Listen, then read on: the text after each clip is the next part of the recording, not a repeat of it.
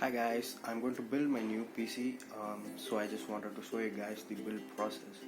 This is going to be the AMD build. I've got all those parts.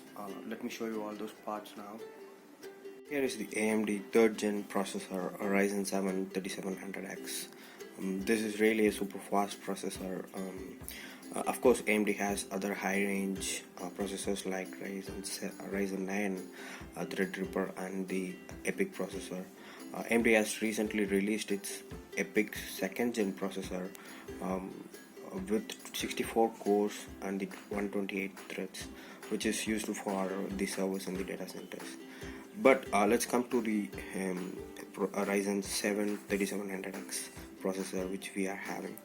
This is 8 cores 16 thread processor with the base clock of 3.6 GHz and the max boost clock of up to 4.4 GHz, and it also have the L3 cache of 32 MB max, which will be used to process the request so fast.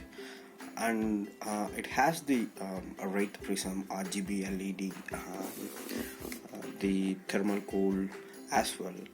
This is an air cooler, but we are not going to use this cooler. We have got the liquid cooler here. We are going to use this, but still this is a good processor. This can be act as a mini data center maybe. And we are going to pair this CPU with the AMD Tough Gaming X510i Wi-Fi motherboard. This is actually the AMD 3rd gen motherboard, which is Ryzen 3000 desktop ready, and the AMD the crossfire support. And one more thing, this motherboard don't have the SLI support. It has the crossfire support for the AMD GPUs, and it also have the support of PCIe 4.0 and if you see, it also has the auto sync, so all those RGB LED lights can be configurable.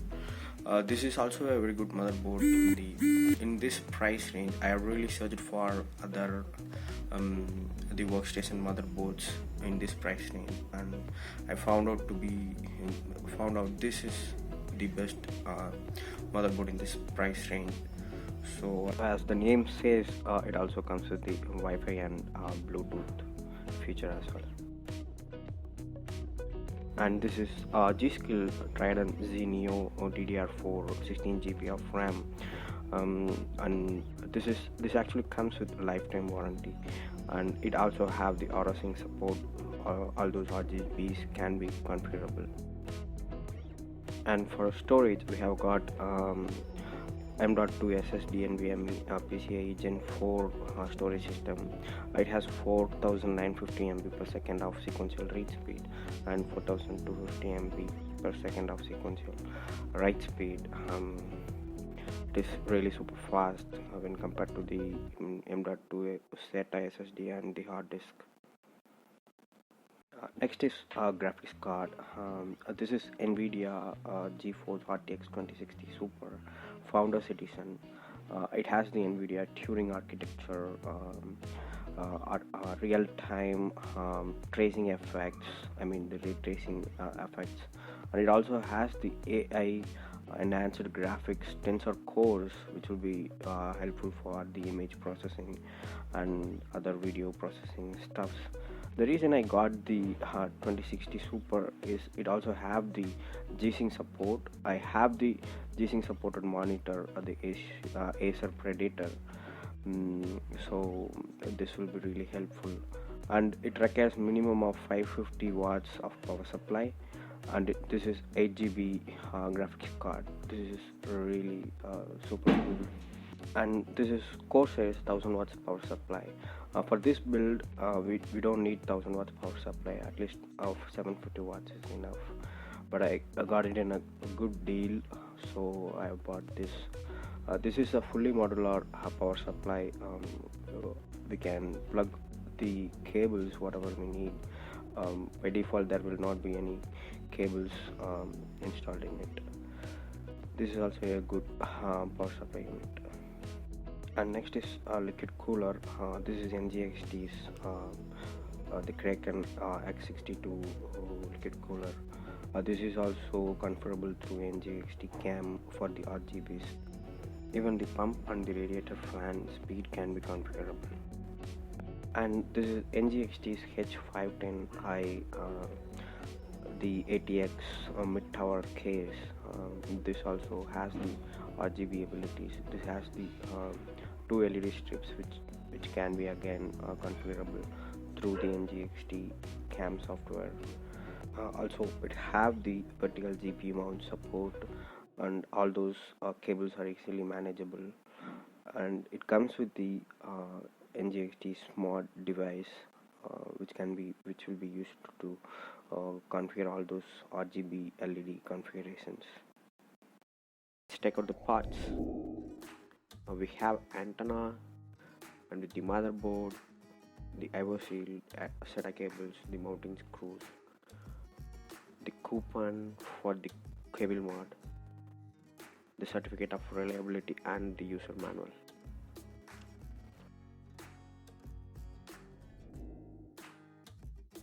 Okay, first things first, heart of the computer, CPU, processor.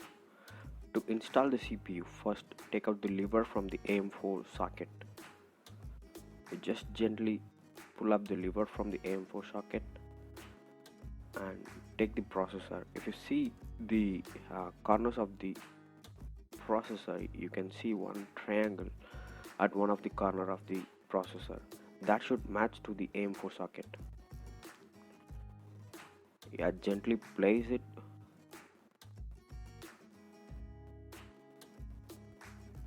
Yeah, don't apply any force, you will bend the pins. Yeah, then lock the lever.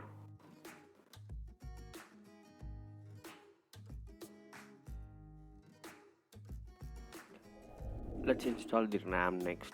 We have 18 to 16 GB of RAM, but if you see the DIMM slots, we have 4 DIMM slots. Which one to insert first? We should insert the A2 and B2. If you see the installation guide, it has written the A2 and B2 first, and then the next other slots should be filled up if you have 2 RAMs. If you see that A2 and B2, it has filled up with asterisk mark, so it has to be the first one to be installed. Yeah, just place it and then apply a small amount of force.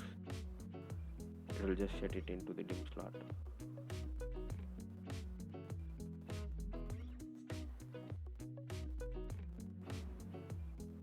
Don't apply too much pressure, just press once. You will hear a sound. Yep, that's it. Follow the same step to install the other RAM as well. To install the M.2 SSD, you need the mounting screws. First install the mounting screws.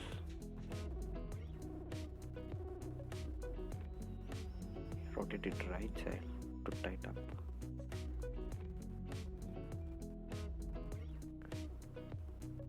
And then take the SSD and place it in the PCIe 4 slot, which is near to the CPU. We have 2 PCIe 4 slots, which is this and this one. First install this PCIe slot, which is near to the CPU.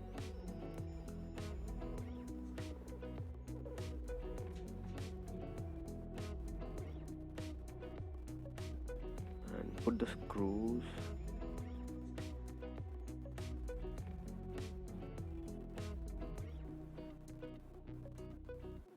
And tight up.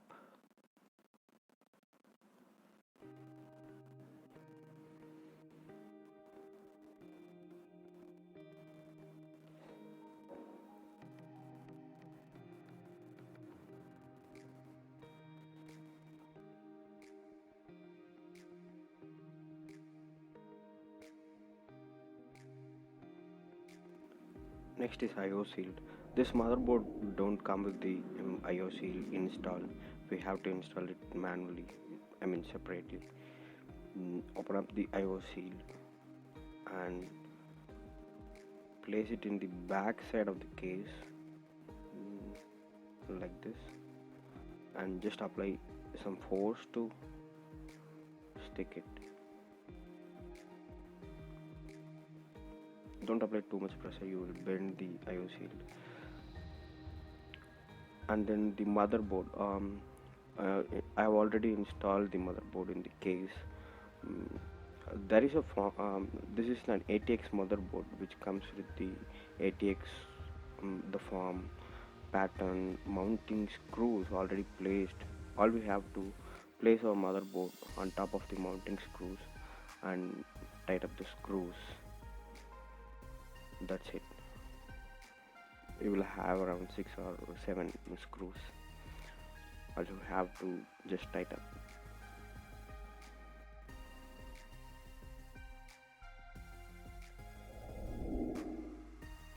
Next is graphics card. To install the graphics card, first you will have to remove the vertical mounting brackets and the other brackets which suits to your PCIe 416 slots. I'm just removing the first 3 slots.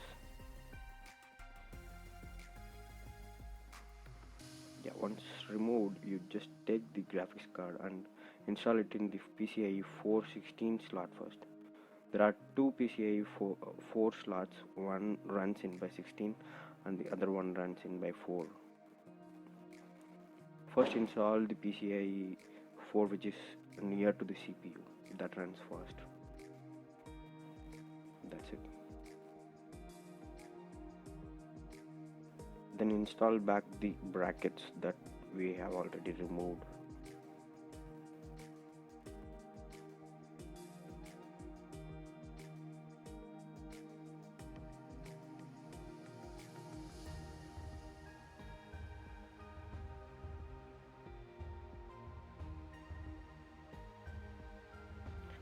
Let's install the power supply unit next. Remove the backside panel of the case, and if you see the SMPS, the fan should be facing down in the case when you install it, because so that it can intake the air and it can cool down the PSU itself. Just place it.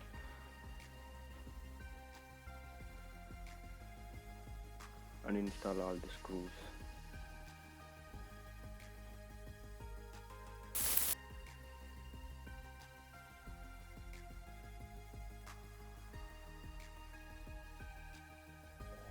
Let's install the liquid cooler next. First, take out the cover of the retention bracket. If you see, the thermal paste has already applied in the shield.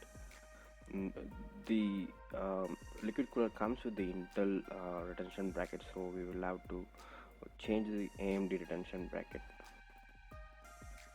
Take out the AMD retention bracket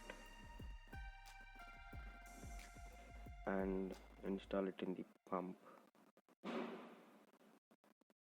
To install it, just place it and push it and rotate it to the right. That's it. And make sure when you install it, you just install it straight to the NZXT logo. Here is the logo.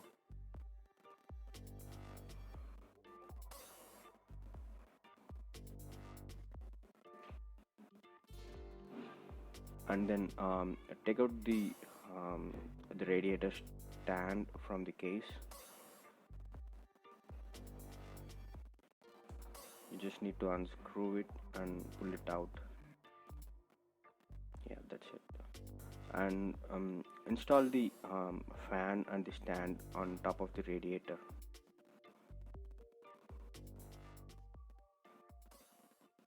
Well, you have to place it properly and install the screws and tighten it up.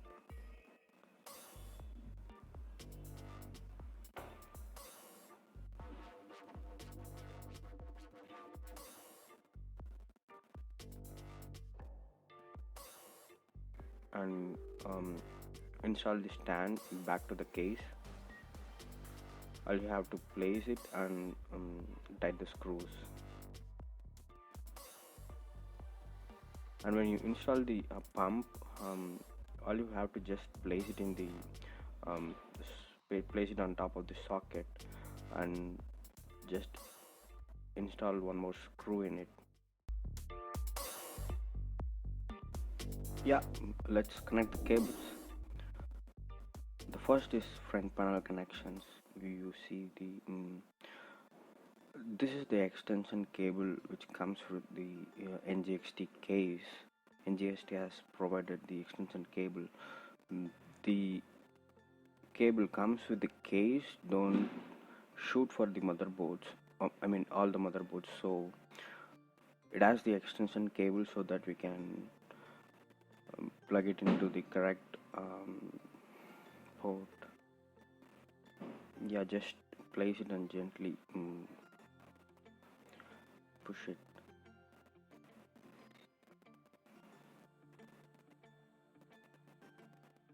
Yeah, that's it. Next is USB 2.0. Yeah, just find it has already written in the motherboards on top of the ports. All you have to find it and plug it into the this USB 2.0 is for the pump, and the next is USB 3.1. All you have to find the right slot and plug it into that.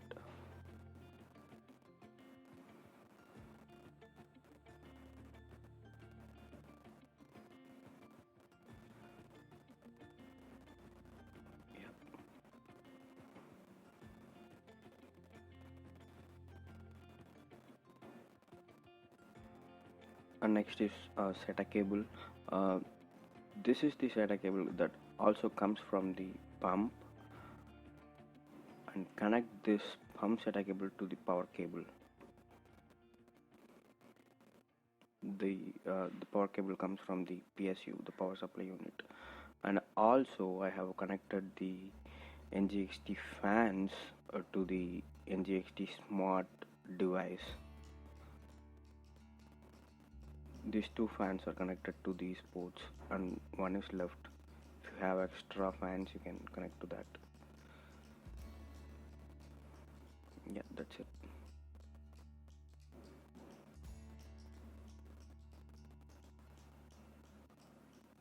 And the next is 24 pin ATX power supply cable from the PSU.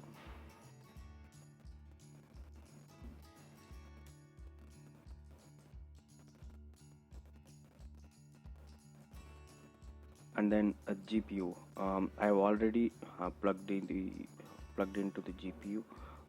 Just refer the manual and just plug the PCIe cable from the PSU. And this is the PSU cable from this is the CPU cable from the PSU. Yeah, it's a bit hard. We should have what we should have done is we should have just wired up and then placed the motherboard into the case. That's the best way, but we have to just plug it. Yeah.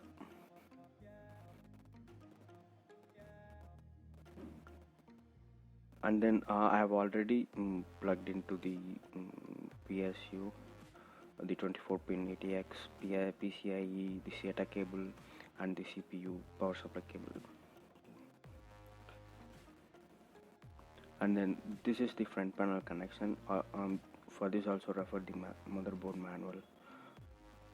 And this is the HD audio from the front panel. And then the wires. First connect the PSU cable.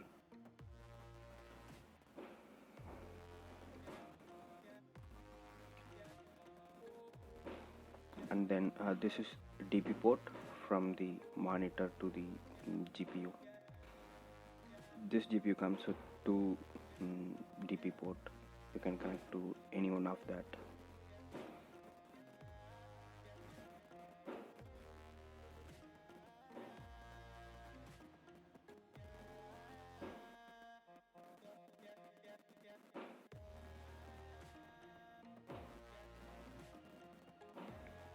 And then the keyboard and the mouse, you find the USB ports for that and plug it into that.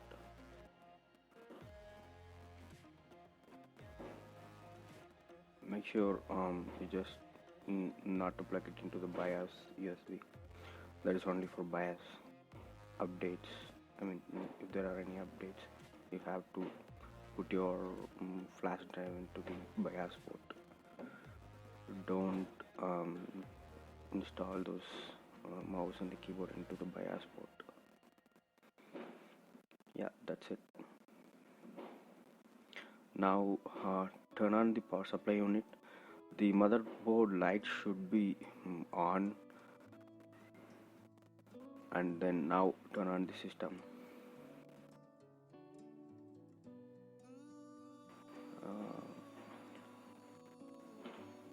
If you see, this motherboard comes with the debug lights as well. First, the RAM, CPU, VGA, and the boot. If one of the lights still stays on, that is where the problem is. We can easily debug. Now, the boot light will turn off once the system is getting booted. I've already installed the Windows. It should show the Windows screen. Yeah, that's it. And remove all those stickers from the components.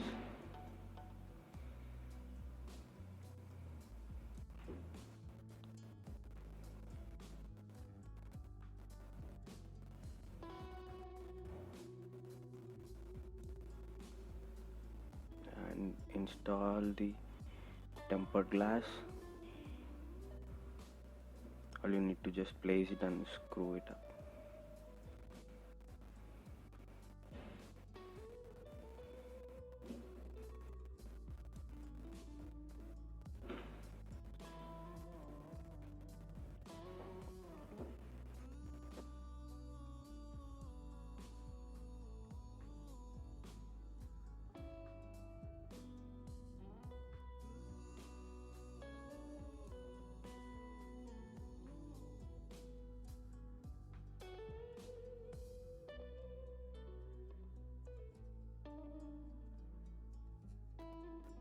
Here is our build.